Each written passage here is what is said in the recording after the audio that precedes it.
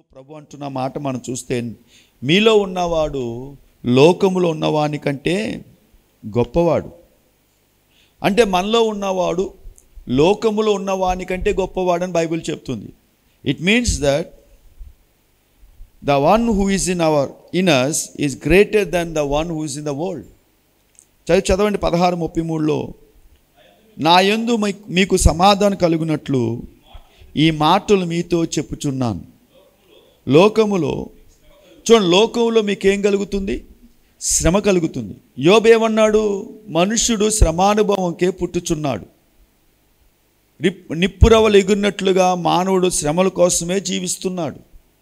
యేసుప్రభువు వారు కూడా ఏమన్నారంటే, మనుష్యుడు శ్రమలు ఎదుర్కొంటాడు, బాధలు ఎదుర్కొంటాడు, ఇబ్బందులు ఎదుర్కొంటాడు. ఇవన్నీ కూడా మన జీవితంలో ఒక మార్గముగా ఏర్పడతాయి. when we go on the road, మనం మార్గం పైన మార్గంలో వెళ్ళేటప్పుడు హైవే, అన్ని స్థలాల్లో హైవే ఉండదండి. కొన్ని పరిస్థితుల్లో హైవే ఉంటుంది, కొన్ని పరిస్థితుల్లో చిన్న రోడ్డు ఉంటుంది, కొన్ని పరిస్థితుల్లో మట్టి రోడ్డు ఉంటుంది, కొన్ని పరిస్థితుల్లో బురద రోడ్డు ఉంటుంది. ఈ మార్గాలన్నీ కూడా మనము ప్రయాణం చేసుకుంటూ వెళ్తేనే కానీ మన గమ్యస్థానాన్ని మనము చేరలేము. ఇప్పుడు మనం ఢిల్లీ వెళ్ళాలనుకుంటాం. మనం అనుకుంటాం ఢిల్లీ వెళ్ళటానికి మనం ఏం చేస్తామంటే ట్రైన్ ఎక్కుతాం. సో ట్రైను అనేకమైన మార్గాల గుండా వెళ్తుంది. నీటి పైన వెళ్తుంది, అటువలే మరి బురదలో నుంచి వెళ్తుంది. అంటే బురద మీద ట్రాక్లు వేస్తారు, దాన్ని ప్రత్యేకంగా మార్గం తయారు చేస్తారు. కాబట్టి ప్రతి మానవుడు కూడా జీవితంలో ప్రతి పరిస్థితిని కూడా వారు దాటుకుంటూ వెళ్ళే వారంగా ఉన్నారని దేవుడు ఏం చేస్తున్నాడంటే వారిని దేవుడు సృష్టించాడు. చూడండి, శ్రమలు లేకుండా ఏ సైనికుడు కూడా యుద్ధంలోనికి వెళ్ళడు. No soldier can be a part in an army. Without no problems. ఒక వ్యక్తి సైనికుడిగా ఉండాలంటే ఆ వ్యక్తి తప్పకుండా శ్రమలు అనుభవించాలి. ప్రతిరోజు మీరు ఆర్మీ సైనికులు చూసినా, పోలీసు వారిని చూసినా, రక్షక భటులు చూసినా, వారిలో ప్రతిరోజు ఏముంటుంది చెప్పండి? మనం రోడ్డు మీద వెళ్ళేటప్పుడు ట్రాఫిక్ పోలీస్ కనిపిస్తాడు, రోజంతా ఎండలో ఉంటాడు. రోజంతా ఎక్కడుంటాడు? ఎండలో ఉంటాడు. ఆయన ఏం చేస్తున్నాడు? అక్కడ శ్రమ పొందుతున్నాడు. సో ఆయనకున్న శ్రమ వేరు. ఆయనకంతా కొంత అఫీషియల్ ఉంటాడు. మనం అనుకుంటాం ఆయన ఆఫీస్లో ఉండడం కాదు. ఆయనకున్న శ్రమలు ఆయనకుంటాయి. ఆయన కింద పని ఉన్న వారికి పని చెప్పాలి. కొందరు మాట వినొచ్చు, కొందరు మాట వినకపోవచ్చు. కలెక్టర్ చేసే పనికి ఆయనకి తగిన సమస్యలు ఆయనకుంటాయి. కాబట్టి ఈ ప్రపంచంలో ప్రతి మానవుడు కూడా శ్రమల గుండా ఏం చేస్తున్నాడంట? ప్రయాణము చేస్తున్నాడు. అయితే మనకున్న ప్రత్యేకత ఏంటి తెలుసండి? But we have a special. క్రైస్తవులకు ఒక ప్రత్యేకత ఉంది. అదేటో తెలుసా? వీటన్నిటి నుంచి మనము తప్పించుకోవడానికి, వీటన్నిటి నుంచి మన జీవితాలు హ్యాండిల్ చేయడానికి దేవుడు మనకు ఒక మార్గాన్ని ఆయన మనకు ఇచ్చాడు. మన చదివిన మాటలో, ప్రయాసపడి భారం మోసుకునిచున్న సమస్త జనులారా అంటే any man, he may be from any profession. వారు ఏ వారైనా, ఎలాంటి వారైనా, వారు ఎచ్చటి వారైనా, వీరందరికీ దేవుడు ఏం చేస్తున్నాడు? ప్రయాసపడి భారం మోసుకుంటున్న సమస్త జనులారా నా యొద్దకు మీరు రండి. You need to come. Unless you come to me there is no way. Unless you come to me, మీ నా యుద్ధకు వస్తేనే కానీ మీకు ఏముండదు, మీకు సహాయం అనేది మీకు దొరకదు. కాబట్టి ఈ సమయంలో మనం ఎదుర్కొంటున్న సమస్యలను మనం ఏ విధంగా వాటిని పరిష్కరించుకోవాలి? How we can handle the problems, how we can get rest, మనం ఎలా విశ్రాంతి పొందాలి అని మనం చూస్తే, చూడండి, మన సమస్యలు అనేవి మనం ఎక్కడ తీసుకురావాలో తెలుసా? సరి అయిన స్థలాన్ని తీసుకొని రావాలి. చూడండి, ప్రతి వ్యాధికి ఒక స్పెషలిస్ట్ ఉంటాడు. సో మనం ఆ స్పెషలిస్ట్ దగ్గర తీసుకొని వెళ్ళాలి. ఇప్పుడు పన్నొప్పి వచ్చింది అనుకోండి, పన్నొప్పి వచ్చినోడు పొట్టనొప్పి దగ్గరికి వెళ్ళకూడదు, డాక్టర్ దగ్గరికి. ఎక్కడికి వెళ్ళాలి? ఆ డెంటల్ డాక్టర్ దగ్గరికే వెళ్ళాలి. సో డెంటల్ డాక్టర్ దగ్గర వెళ్ళకుండా గైనిక్ డాక్టర్కి వెళ్ళారు అనుకోండి, గైనిక్ డాక్టర్కి ఏం తెలుస్తుంది? స్త్రీల గురించి తెలుస్తుంది అంతే. You need to go to a doctor who knows the problem. ఇప్పుడు బ్రెయిన్లో ప్రాబ్లం వచ్చింది, హార్ట్ ప్రాబ్లం డాక్టర్ దగ్గరికి వెళ్తే పని పరిష్కరించబడదు. హార్ట్ డాక్టరే, బ్రెయిన్ డాక్టరే. కాబట్టి సమస్యలు ఎక్కడ తీసుకురావాలంటే కరెక్ట్ ప్లేస్ తీసుకొని రావాలి. ఆ కరెక్ట్ ప్లేస్ ఎవరు చెప్పండి? యేసు ప్రభువారు. అంటే ఆయన స్పెషలిస్టు ఈ సమస్యలు, ఈ బాధలు, ఈ కష్టాలు, ఈ వ్యాధులు. Because he suffered himself. ఆయన ఏం చేస్తాడంట, ఆయన మనుషుల యొక్క శ్రమలను ఆయన ప్రత్యేకంగా అనుభవించాడు. దేవాది దేవుడు తానే మానవుడికి వచ్చి వారి సమస్యలు ఏం చేశాడు? ఆయన సహానుభావం గలవాడు కాడంటాడు. అంటే he went through all the process. కాబట్టి మనము మన సమస్యలు సరి అయిన స్థలంలోనికి మనం తీసుకొని రావాలి. అలా సరి అయిన స్థలం తీసుకొని వస్తేనే కానీ మనము సరి అయిన సహాయం మనము పొందలేము. చాలామంది వారి సమస్యలు ఎక్కడ తీసుకెళ్తారంటే రాంగ్ ప్లేసెస్ తీసుకెళ్తారు. They take the problems to the wrong places. So దానివల్ల వారి సమస్యలు ఏమవుతలేదు? పరిష్కరించబట్టలేదు. దానివల్ల వారి బాధలు ఏమవట్లేదు? పరిష్కరించబట్టలేదు. దానివల్ల వారి జీవితాలు ఏం చేయబడతలేదు? స్థిరపరచబడట్లేదు. Because they are not going to the right place. Bible ఏమంటుందంటే, బైబిలు దేవుని బిడ్డలైన వారు చింతించడానికి అవకాశం లేదు. Don't worry. లోకంలో ఉన్నవారు చింతిస్తారు. But the childrens of God there is no need to worry. దేవుని బిడ్డలు చింతించడానికి అవకాశం లేదు, ఆస్కారం లేదు. బైబిల్ వాక్యం వాగ్దానం చేస్తుంది. ఫిలిప్పీ రాసిన పత్రిక 4:6 మనం చూస్తే, దేనిని గూర్చియు చింతపడుకుడి, దేనిని గూర్చియు చింతపడుకుడి కానీ ప్రతి విషయములోను ప్రార్థన విజ్ఞాపన చేత మీ విన్నపములు కృతజ్ఞతాపూర్వకముగా మీ విన్నపములు దేవునికి ఏం చేయమంటున్నాడు? చూడండి, దేని గురించి చింతించేవారు ఎవరో తెలుసా? క్రైస్తవులు కాదు. చింతించేవారు నిజమైన దేవుని బిడ్డలు కాదు. కొందరు అలా కూర్చుంటారు, ఏదో అలా ఆకాశం చూస్తూ ఉంటారు, లెక్కడుతూ ఉంటారు ఆకాశ నక్షత్రాలు. కొందరికి బుర్ర లోపల ఏమవుతుందంట? బుర్ర యాబ్సెంట్ అయిపోతుందంట. ముందుకెళ్దు వెనక్కి వెళ్దు. ఏదైనా చేయాలనుకున్నా చేయలేరు. అటు వెళ్తారు ఇటు వెళ్తారు. ఏం చేస్తారో తెలియదు. చేస్తాం అనుకుంటున్నారు కానీ వారు ఏం చేయట్లేదు. కారణం ఏంటో తెలుసా? చింతించుట. కానీ ప్రభు అంటున్న మాట, నా దగ్గర రండి అన్నాడు. ఈస్ టెల్లింగ్, కమ్ టు మీ. నా యుద్ధకు రండి, నేనే మీకు విశ్రాంతి ఇస్తాను. విశ్రాంతిని ఇస్తాను means I will give you peace. శాంతిని, సమాధానం ఇస్తాను అంటున్నాడు ఆయన. కాబట్టి దేనిని గూర్చి చింతిప్పుడు కానీ ప్రతి విషయములోనూ, చూడండి, మన ప్రతి విషయంలో ఏం చేయాలంటే ప్రార్థన చేయాలి. సో ఒక సమస్య వచ్చిందనుకోండి, ఒక ఇబ్బంది వచ్చిందనుకోండి, నా దేవుడు నాతో ఉన్నాడు, నేను నమ్ముకున్న దేవుడు నాతో ఉన్నాడు, నా దేవుడు సర్వశక్తిమంతుడు. He can control the situations. ఆయన పరిస్థితులను తన స్వాధీనంలో పరుచుకునే దేవుడు అని మనం ఏం చేయాలంటే, మొదటిగా ఆయన పట్ల మన విశ్వాసాన్ని ఏం చేయాలి?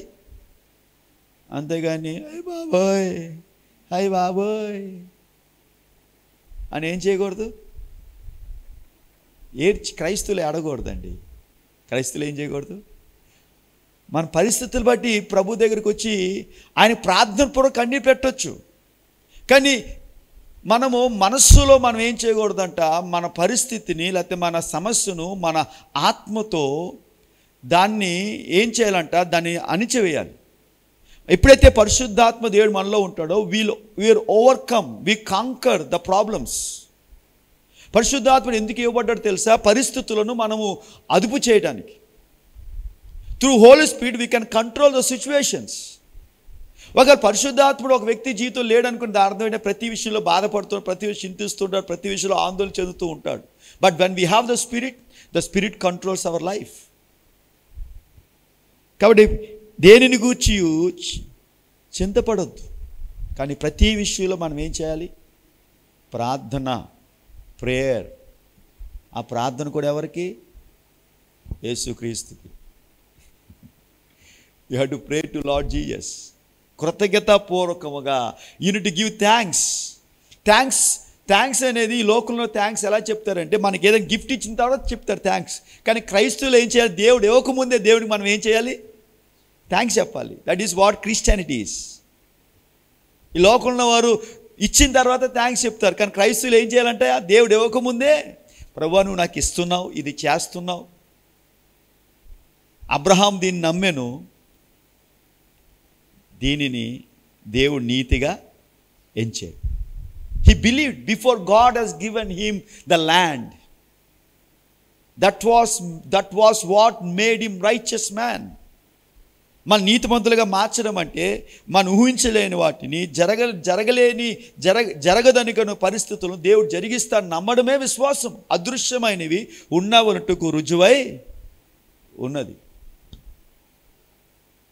యోహాను సువార్త 14:1 మీ హృదయం కలవరపడనీయకుడి అంటాడండి. మీ హృదయాలు ఏం చేయవద్దు అంటాడు? కలవరపడనీయకుడి, నా యందు విశ్వాసం ఉంచండి అంటాడు. Don't trouble, don't let not your hearts B trouble. Troubles అయితే ఒక ట్రబుల్ వస్తుందంట.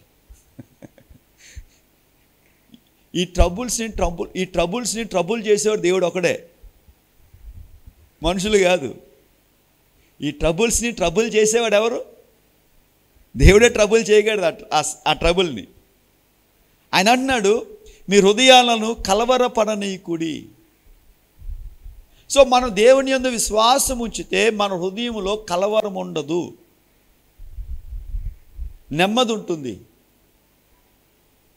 చాలా ప్రశాంతత ఉంటుంది.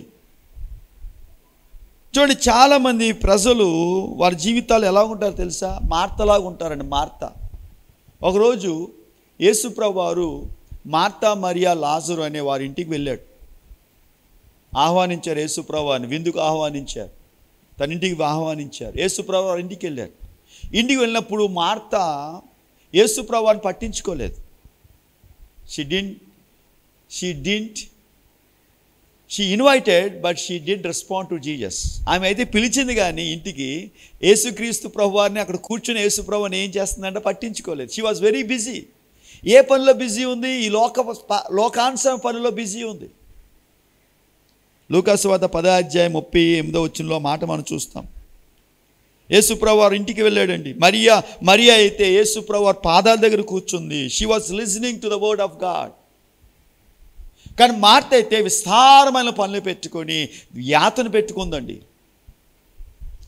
విస్తారమైన పనుల చేత తన హృదయాన్ని ఏం చేస్తుందంట? ప్రెషర్ పెట్టుకొని యాతన పొందుతుంది. కానీ ప్రభు అంటాడు, మార్తా మార్తా, నువ్వైతే అనేక పనుల గురించి నువ్వు విచారిస్తున్నావు, కానీ మరియా అయితే ఉత్తమమైన దాన్ని ఎంచుకుంది, అది ఆమె వద్ద నుంచి తీసివేయబడదు. చూడండి, ఎప్పుడైతే మరియా యేసుప్రభు పాదాల దగ్గర కూర్చుందో ఆమెకు ప్రశాంతత ఉందండి. ఏముంది? ప్రశాంతత ఉంది. మార్తకి ఏం లేదంట? ప్రశాంతత లేదు. కారణం ఏంటంటే ప్రభువుని పిలిచింది కానీ మార్త ప్రభువుకి తన హృదయంలో చోటును ఇవ్వలేదు. ఈరోజు చాలామంది అలాగుంటున్నారు. దేవుల్లో ఉంటామని చెప్పుకుంటున్నారు కానీ నిజంగా వారి హృదయంలో ఎవరు లేరంట? క్రీస్తు లేడు. అలాగా లేకపోవడం వల్ల ఏం జరుగుతుందంటే వారు ఆందోళనతో, దిగులుతో, నిరాశతో, నిస్పృహతో, చిరాకుతో జీవించేవారుగా ఉంటున్నారు. కాబట్టి చూడండి, మీ సొంత ప్రయాస మీకు విడుదల ఇవ్వదు. అటువల్ల స్నేహితులు కూడా విడుదల ఇవ్వరండి. స్నేహితులు కూడా మీకు విశ్రాంతినివ్వలేరు. యోబుకి స్నేహితులు ఉన్నారు. Job has a friends. చూడండి, స్నేహితులు వచ్చి ఏం చేయాలంటే ఆదరించాలి. స్నేహితులు వచ్చి ఏం చేయాలంటే ఆదుకోవాలి. స్నేహితులు వచ్చి పరామర్శించాలి. అంత మాత్రమే కాదు, గాయాలను రేపకుండా కట్టాలి. కానీ యోబు స్నేహితులు ఏం చేశారు? యోబు స్నేహితులు యోబునొచ్చి మాటలతో బాధ పెట్టారండి. ప్రేమ దేవుని బిడ్డలారా, దేవుని సంగమా, అందుకొరకే యోబు ఏమంటాడంటే 13:4 చూడండి, యోబు గ్రంథం 13:4 చూడండి, స్నేహితులు నమ్మడం వల్ల మన జీవితాల్లో మనం మేలు పొందలేము. స్నేహితులు కాదు. We cannot trust friends.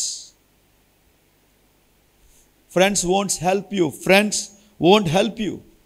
స్నేహితులు మీకు సహకరించలేరు. ఫ్రెండ్స్ మీకు ఏ విధంగా మీకు మేలు చేయలేరు. వాళ్ళు మేలు ఎంతవరకు చేస్తారంటే మీ దగ్గర బెల్లం ఉన్నంత వరకు చేస్తారు. తప్పైన కుమారుడు ఉన్నాడు, చిన్న కుమారుడు. తండ్రి దగ్గర ఆస్తి తీసుకున్నాడు. నా డబ్బు నాకు ఇచ్చే నాన్న అంటాడు. నాన్న చెప్తాడు, బాబు వద్దు బాబు, ఈ ధనం తీసుకెళ్ళిపోతే ఈ ధనం ఉన్నంతసేపు స్నేహితులు ఉంటారు, తర్వాత స్నేహితులను విడిచిపెడతారంటే ఇది నా డబ్బు, నా ఇష్టం, నా స్నేహితులు, నా జీవితం అని ఏం చేశాడంట, తండ్రితో పోట్లాడి తను రావాల్సిన ఆస్తిని తీసుకొని దూర ప్రాంతానికి ప్రయాణం వెళ్ళిపోయి ఏం చేశాడంటే దుర్వ్యాపారం చేత ఏం చేశాడంట జీవించాడు. అంటే త్రాగుడు, మద్యము, రకరకాల వ్యసనాలకు బానిసైపోయి తన జీవితానంతా పూర్తిగా అన్ని పోగొట్టుకున్న తర్వాత బట్టలు చిరిగిపోయి ఆకలితో అలమటిస్తూ ఎవరు ఆదుకోలేని పరిస్థితుల్లో అంతవరకు స్నేహితులు కూడా ఏం చేశారు, స్నేహితులు కూడా విడిచిపెట్టారు. అందరు విడిచిపెట్టారు. అలాంటి పరిస్థితులు అనుకున్నాడంట, అయ్యో నా తండ్రి ఇంటి దగ్గర ఉండేటప్పుడు నాకు సమృద్ధి ఉంది కదా. బుద్ధి వచ్చిందంట. ఏమొచ్చిందండి? ఆ బుద్ధి ఎప్పుడు వచ్చిందంట?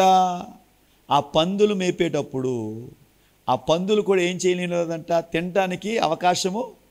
ఆ పందులు మేపేవాడు అన్నంట, మా దగ్గర పందులు ఉన్నాయి, ఈ పందులు మేపితేనే నీకు భోజనం పెడతానన్నాడు. పాపం అనేక దినాలు బట్టి ఆకలితో ఉన్నాడు. ఆకలి తట్టుకోలేక ఆ పందులు తింటున్న పొట్టును కూడా ఏం చేయాలనుకున్నాడు. చూడండి, ఆకలి మనిషిని ఏదైనా చేయిస్తుంది. ఆకలి మనిషిని ఏదైనా చేయిస్తుంది. ఆకలితో ఉన్నవారిని చూడండి, వాళ్ళు ఏదైనా చేయడానికి సిద్ధపడతారు. చాలామంది దొంగతనం ఎందుకు చేస్తారు తెలుసా? చాలామంది ఆకలితో జీవించే వల్ల, ఆకలి తట్టుకోలేక ఎవరికి వారికి ఉద్యోగం ఇవ్వడం వల్ల, అంటే అందరు కాదు, కొందరు లగ్జరీ కోసం జీవించేవారు ఉంటారు. కొందరు మనం వ్యభిచారం చూస్తాం, వారిలో చాలామంది ఆకలి కోసం అలా తప్పుడు మార్గాలు వెళ్ళిపోయేవారుగా ఉంటారు. Because the hungry can make people to do anything. ఈ వ్యక్తి ఆకలిని తట్టుకోలేక ఆ పందులు తింటున్న పొట్టుని తినడానికి సిద్ధపడినాడు. పందులు వాటిని తినడానికి ఆస్కారం ఇవ్వలేదంట. అప్పుడు బుద్ధి వచ్చిందంట. అంటే తన జీవితం ఎలా మారిపోయిందంట? పందుతో సమానంగా.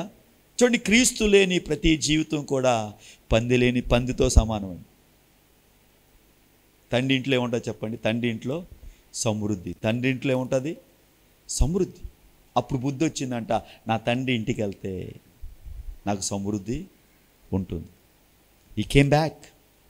చదవండి, యోబు గ్రంథం 13:4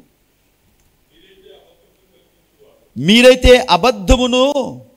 చూడండి, ఇక్కడ యోబు ఏమంటాడు, తన స్నేహితులు చూచి మీరైతే అబద్ధాలు నాతో చెప్తున్నారు, మీరు అందరూ పనికి మాలిన వైద్యులు, మీరు నన్ను గాయపరిచేవారుగా ఉన్నారు కానీ నన్ను కట్టేవారుగా లేరు, నన్ను నిలబెట్టేవారుగా లేరు కానీ నన్ను పడగొట్టేవారుగా ఉన్నారు. చూడండి, ఈ లోకములో నో ఫ్రెండ్ కెన్ హెల్ప్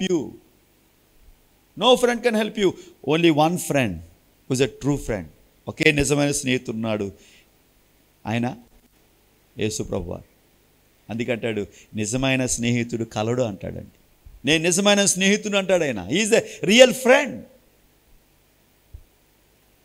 చూడండి, పారిపోవడం వల్ల, సమస్యల నుంచి పారిపోవడం వల్ల మనం పరిష్కారం పొందలేము. భారం వేసుకుంటే పరిష్కారం పొందలేము. సమస్యల నుంచి పారిపోవడం వల్ల కూడా మనము పరిష్కారము పొందలేము. సంఖ్యాకాండం మనం చూస్తే ఇజ్రాయేల్ ప్రజలు వారు అనేక విధాలుగా పారిపోవడం ప్రయత్నించారు, దేవుడి నుంచి పారిపోవడం ప్రయత్నించారు. They want to flea from God. దేవుడి మార్గంలో వెళ్ళకుండా వారి ఇష్టానుసార మార్గంలో పరిగెట్టడానికి చాలా ప్రయత్నాలు చేశారండి. కానీ వారి వల్ల, అలా పరిగెట్టడం వల్ల వారు ఏం చేయబడ్డారు? చనిపోయారంట. దేవుడి మార్గంలో వెళ్ళకుండా, దేవుడు చెప్పిన మాటలో జీవించకుండా వారి ఇష్టానుసారంగా వారు పరిగెట్టడానికి ప్రయత్నం చేసినప్పుడు వారు నాశనం అయిపోయారు, ఎడారిలో నాశనం అయిపోయారు. భూమి నెరవేర్చి సుమారు 3,000 మంది చనిపోయారు. అంటే దేవుని విడిచి వెళ్ళడం కూడా ఎలాంటి సహకారము మనకు చేయదు. స్నేహితులు మనకు హెల్ప్ చేయరు, మన భారం మనం మోసుకోవడం వల్ల మనకు వచ్చే ప్రయత్నము ప్రయోజనము లేదు. అటువలే నేను శక్తితో చేయగలను, లేకపోతే నేను పోట్లాడతాను, వాళ్ళని కొడతాను, వీళ్ళని జయిస్తాను, నా మీద ఇలా చేస్తున్నారు అలా చేస్తున్నారు అని చేయడం కూడా ఎలాంటి ప్రయోజనం అనేది లేదు. మనం చాలా మనుషులు నాకు ఇది చేశాడంటారు, మనుషులు నాకు ఇది చేశారు కాబట్టి నేను కూడా వారితో పోట్లాడతాను. చూడండి, మన జీవితంలో మనకి ఐశ్వర్యాన్ని ఘనత ఇచ్చేవాడు ఎవరో తెలుసా? తల్లిదండ్రులు కాదు, బంధుమిత్రులు కాదు, స్నేహితులు కాదు, దేవుడు ఇవ్వాలి. God needs to give. ఎవరు ఇస్తారని ఆశించకూడదు. ఎవరు ఏదో చేస్తారని మనం ఎప్పుడు ఎవరిపై నమ్మకాన్ని మనము ఉంచుకోకూడదు. ఒకరిపై నమ్మకం ఉంచాలి. ఎవరంటే దేవాది దేవుడు. తల్లి గర్భంలో పిండంగా రూపించిన ఆ దేవుని పైన ఏం చేయాలంటే పూర్తిగా విశ్వాసము ఉంచాలి. కాబట్టి పోట్లాడటం వల్ల మనకి ఎలాంటి ఉపయోగం లేదండి. పోట్లాడటం ఎలాంటి ఉపయోగం లేదు. అటువలే వీటన్నిటిలో నుంచి మీకు సహకరించేవాడు ఒక దేవుడు మాత్రమే. ఆయన అంటాడు, రండి అంటాడండి. There is a invitation, come. ఆయన తన ద్వారాన్ని తెరుస్తున్నాడండి. ఆయన సింహాసనపు ద్వారాన్ని తెరుస్తున్నాడండి. Is opening the door of his throne. సింహాసనపు తలుపు ఆయన ఏం చేస్తున్నాడు? చూడండి, సింహాసన తలుపు తెరవడం అంటే రాజు తన గదిని తెరవడము. ఈ భౌతిక సమాన రాజులు వారి గదులు తెరవరు. వారి గదులు కేవలం ఎవరు వస్తారంటే మంత్రులు మాత్రమే వస్తారు. ఒకసారి ఆ యొక్క భౌతిక రాజు ద్వారాలు తెరిచాడు అనుకోండి, దాని అర్థం ఏంటంటే ఎవరైనా లోపలికి రావచ్చు. అని అన్నాడు, రండి ప్రయాసపడి భారం మోసుకుంటున్న జనులారా నా యొద్దకు రండి. అందుకే హెబ్రీ రాసిన పత్రిక 4:16 హెబ్రీ 4:16 మనం చూస్తే మనం ఆయన దగ్గరికి ఎలా రావాలి తెలుసా? ధైర్యముతో రావాలంటండి. ఎలా రావాలి? కాబట్టి మీ బాధలు కావచ్చు, మీ ప్రయాస కావచ్చు, మీ కష్టం కావచ్చు, మీ ఇబ్బందులు కావచ్చు, వాట్ ఎవర్ ఇట్ మే గనుక మనము కనికరింపబడి సంయోచితమైన సహాయము కొరకు. చూడండి, గనుక మనము కనికరింపబడాలంటే ఆయన సింహాసనం దగ్గరికి మనం రావాలి. We need to come to the throne of the Lord, throne of the Father. మనం ఎప్పుడైతే ఆయన దగ్గర కనికరించబడతామో అప్పుడు మనం ఏం పొందుతామంటే సంయోచితమైన సహాయము. బహుశా ఇందాక చెప్పినట్లుగా ఈ లోకంలో ఒక వ్యక్తి తన శరీరంలో ఉన్న వ్యాధిని నివారించబడాలంటే ఆయా స్పెషలిస్ట్ దగ్గరికి వెళ్ళాలి. కానీ మన జీవితాల్లో ఏ బాధ ఉన్నా, అది ఏదైనా వాటన్నిటికీ స్పెషలిస్ట్ దేవుడు ఉన్నాడు. ఆయన దగ్గర మనం వస్తే కనికరించబడతాము. సంయోచితమైన సహాయం అంటే వాట్ వీఆర్ ఇన్ నీడ్. ఆ టైంలో మనకి ఏ అవసరం కావాలో ఆయన తప్పగా ఏం చేస్తాడు? సంయోచితమైన సహాయము కొరకు కృప పొందినట్లు. కాబట్టి సంయోచితమైన సహాయము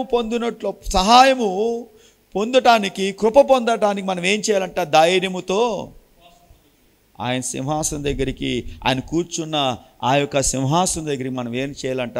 ధైర్యంతో. భయపడతా రావద్దు. Don't be afraid. భయం వద్దన్నాడు ఆయన. ధైర్యంగా ఆయన దగ్గరికి మనం రావాలి. ధైర్యంగా, నాకు ఈ బాధలు ఉన్నాయి ప్రభువా, నాకు ఈ కష్టాలు ఉన్నాయి నాన్న, నాకు ఈ సహాయం చేయండి ప్రభువా అని ఎప్పుడైతే మనం అడుగుతామో ఆయన తప్పగా మన హృదయపూర్తిగా అడిగితే, మనసు పూర్తిగా అడిగితే, మనసంతటితో అడిగితే ఆయన తప్పగా మనం అనుకున్న వాటన్నిటిని కూడా ఆయన ఏం చేస్తారంటే అనుగ్రహిస్తారు. ఎందుకంటే ఆయన మనల్ని ప్రేమిస్తున్నాడు. He loves us. ఆయన మనం ప్రేమించి మన కొరకు ప్రాణమే పెట్టినప్పుడు మనం అడిగిన వాటిని ఆయన ఇవ్వడా? మన కోసమే ప్రాణం పెడితే మన కోసం అడిగింది ఆయన మనకి ఇవ్వడా? He gives. చూడండి, మన తండ్రి మన యొక్క పరిస్థితులన్నిటిలో నుంచి, మన జీవిత పరిస్థితులన్నిటిలో నుంచి మనల్ని కాపాడటానికి హీస్ రెడీ. యెహోవా నా కాపరి, నాకు లేమి కలగదు. పచ్చిగల చోట్ల నన్ను పరుండజేయువాడు, శాంతికరమైన జలముల యొద్ద నన్ను నడిపించేవాడు, నా ప్రాణమునకు సేద తీర్చేవాడు. గాఢాంధకారపు లోయలో నేను సంచరించినను ఏ అపాయమునకు నేను భయపడను. నీ దుడ్డు కర్రయు నీ దండమును నన్ను ఆదుకొనును. మరో మాట ఉంటుంది. ఏ మాట చెప్పండి? చిరకాలము. చదవండి 23వ సంకీర్తన 6వ చరణం చూడండి. నేను బ్రతుకు దినములన్నీ కృపాక్షేమములే. చూడండి, నేను బ్రతుకు దినములన్నీ కృపాక్షేమము అంటే క్షేమం, ప్రొటెక్షన్. This a protection. మనం బ్రతుకు దినములన్నీ కూడా దేవుడు మనకి ఏం ప్రొటెక్షన్ ఇస్తాడు. ఎప్పుడో తెలుసా?